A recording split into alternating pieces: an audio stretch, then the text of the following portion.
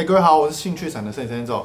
那今天又要来开箱一支全新的手机哦，也就是 Sony 刚才发表的 Xperia 5 Mark V。5 Mark V， 没错，它就是要这样子念5 Mark V， 我也没办法。那以现在的手机市场来说哦，大部分的厂商都是往大手机那边去做发展。那 Sony 呢，其实一直都有在经营这个小手机的市场。那这次的 Xperia 5 Mark V 呢，其实手感超级好，超级小只，等一下给各位看，大家一定会很惊艳。那这只手机呢，在定位上特别针对了 Z 世代的使用习惯还有需求来打造。外观上呢，延续了 Sony 简约质感的外形哦，就我手上这只，超级好看，方方正正的，非常的薄。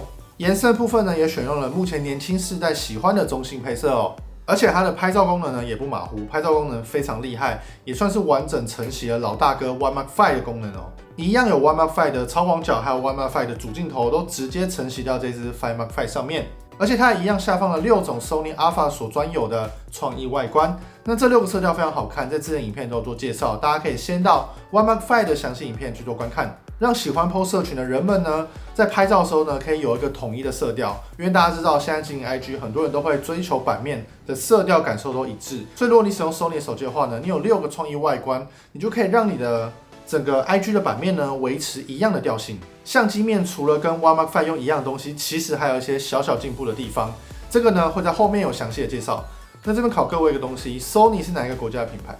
我相信绝大多数人看我的频道应该都知道，日本，对吧？它是日本的品牌，所以这次呢，我们就带这只手机出发前往日本吧。那接下来呢，就让我们来看一下我这次在9州所拍摄的大量实拍照片跟影片都非常的多哦。那就让我们继续看下去吧。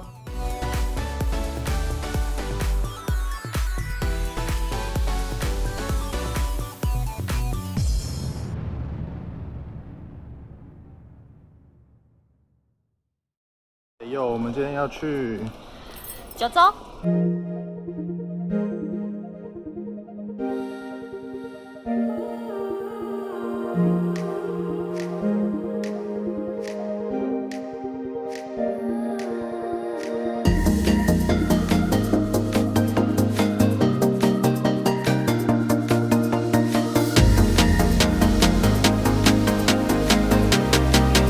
那第一家达摩，我们的第一家店，第一趟拉面行，给几分吗？对，1到10分给9分。9分哦，很好吃啊。哦，真的好吃，可能我太饿了。好。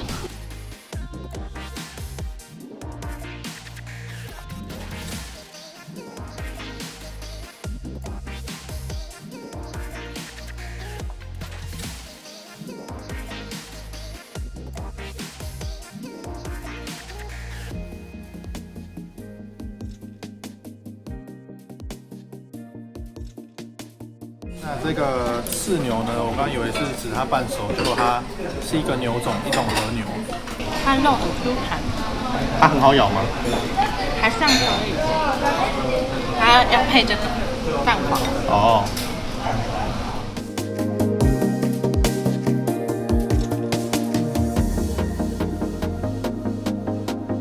你说这一条是你之前看过？就是那叔叔影片有。哇！它全部都是模拟宅急便。哦。哎，这条好酷哦！哎，右边。哇，这条好炫炮！走，我们去猫头鹰。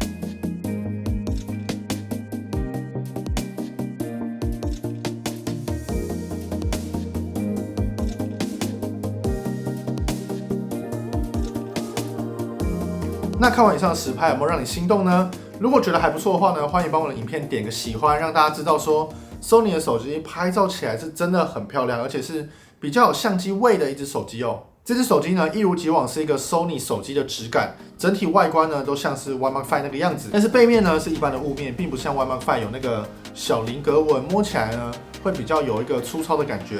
背面呢就是很完整的一片雾面玻璃，它萤幕呢比较小了一些，但是手感更好。我个人是真的很喜欢小手机的手感，一只手就可以完成所有事情。那它的萤幕解析度呢是 Full HD Plus。然后比例呢也是21:9，就是 Sony 很常见的一个比较长的比例，而且有支援120Hz 的刷新率哦。然后这只手机呢还有3.5mm 耳机孔，没听错，3.5mm 耳机孔还是存在这个上面，而且它还有 Micro SD 卡的卡槽，它还可以插 SD 卡。然后你在拔 SIM 卡或是 SD 卡槽的时候呢，都不用工具，直接拨开就可以拿出来了。然后也一样有非常良好的防水等级。这都是 Sony 非常坚持的一些机身设计，一直沿用到了现在，所以我相信这就是 Sony 爱好者不肯离开 Sony 的原因哦。那我这次拿到的颜色呢，我觉得超级好看，这个蓝色不会太鲜艳，也不会太暗淡，算是一个很耐看的好颜色哦。配上雾面呢，很像海洋的感觉。那接下来我们来讲相机吧，也就是我频道的大重点哦。很多人会说，相对于上一代，怎么会从3颗镜头变成2颗镜头呢？我个人觉得这不是一个很大的问题。那我们现在看一下这2颗镜头的规格哦。超广角呢，就是等效 16mm 2.5寸分之一的感光元件。那主镜头呢，就是 One Mark 5下方那一颗嘛，20mm f1.9，然后使用 Exmor T 最新的感光元件技术。它的感光元件尺寸呢是1.35分之一寸哦。这片感光呢就是 Xperia One Mark 5所使用的双层式感光元件。但这边要说一个重点，就是这只手机虽然2颗镜头，但是其实有3个焦段。第3个焦段呢，就是我们以前讲过的阵列转换。阵列转换呢，终于登入 Sony 了。这只手机在2倍的时候呢，会启动阵列转换，所以严格说起来，它有3个焦段，16mm、20mm 还有48mm，终于有阵列转换了。那阵列转换是什么意思呢？我这边小快速讲解一下哦。这东西要牵扯到感光元件的排列哦。原本就是4合1的像素 ，RGB 用4合1的像素去做排列。在 One Mark 5上面的时候呢，它全部都是把4个合在一起去做使用，所以它其实有4800万个点去使用，但是拍摄出来呢是1200万画素。那阵列转换的意思就是说，它把4个的情况下去做转换，转成一般的拜耳式阵列，让它拥有接近一般拜耳式阵列的解像力。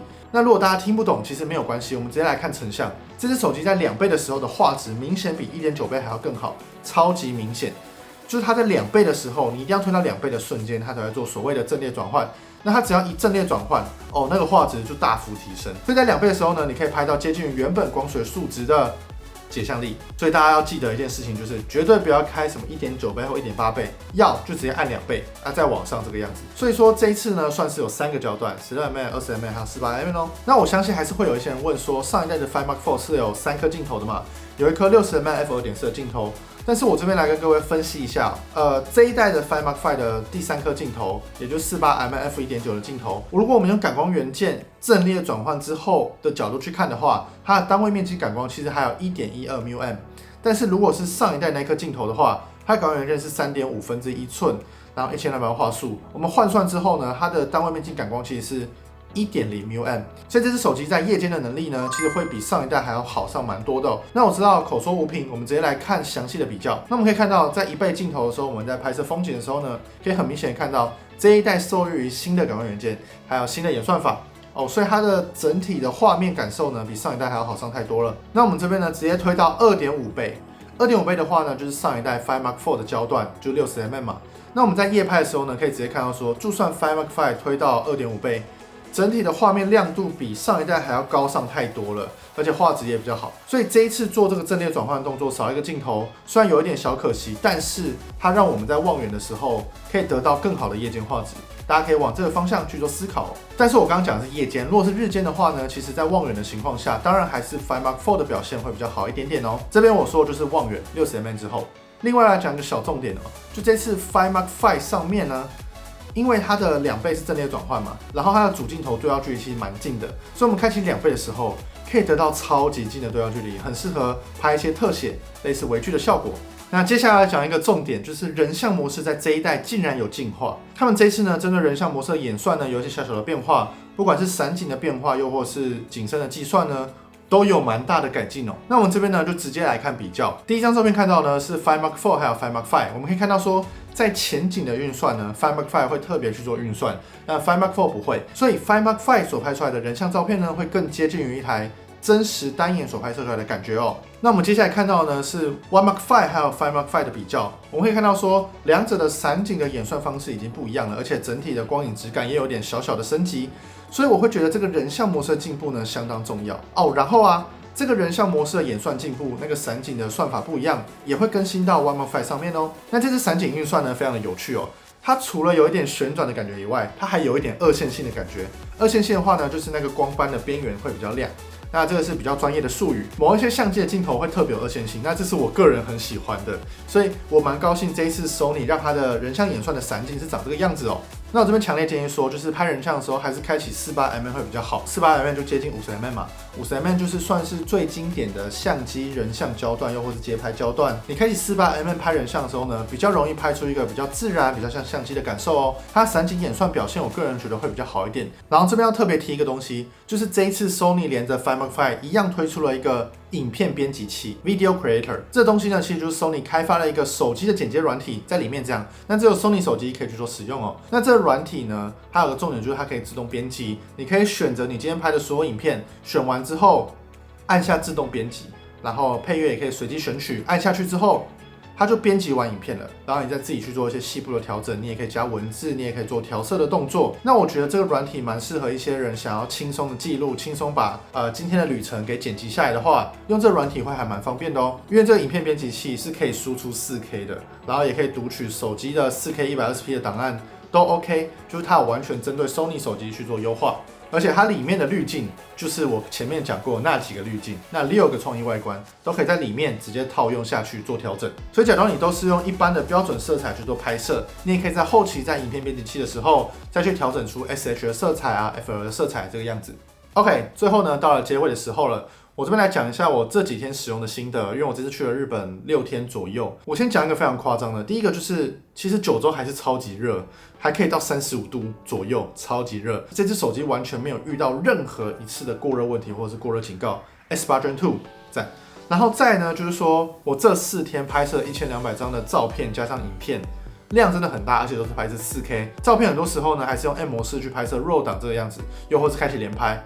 4天虽然不能联网，但是4天1200张，我只耗了36%电，它还有64%电，所以这一只手机的省电超级厉害，它有5000毫安时嘛，电量很大，又这么小只，手感又超级好，又省电，我觉得很适合旅行使用因为有时候大手机就太重了，然后这只手机这么小巧，你平常直接拿着拍照的时候呢，也不会有什么压力的感觉。然后电池容量又大又省电，散热表现也非常的好哦，所以我这次的感想是超级惊艳。然后再来重申一个我觉得很大的重点，就是这只手机这么的小巧，但是它的录影规格是完全承袭了 One Mark V， 也就是说你可以拍摄 4K 120p， 然后 HDR 的影片、SDR 的影片、Cinetone， 所有的东西在这只手机上面都可以实现。然后你在 Video Pro 上面呢，你也可以实现所谓的无缝变焦。然后它在2倍的时候呢，也会自己去做阵列转换，不用担心，这个它都已经做好了。然后这次在一般的相机界面录影的时候，你不用到 Video Pro， 你也可以在一般的相机界面录制 4K 120p 啊 4K 60p 啊，又或是可以直接选择慢动作。所以这次的 APP 呢也有蛮多更新的，让整体来说呢更为易用了一些。重点就是说它的录影画质是相当好的，4K 的成像相当扎实，也不会有手机那种怪怪的锐化感，这就是 Sony 手机最重要的地方。然后我觉得手机这么小巧还有一些优点啦，就像是我在拍夜景的时候，我可以直接放着，因为它很小，卡哪里都可以放哪里。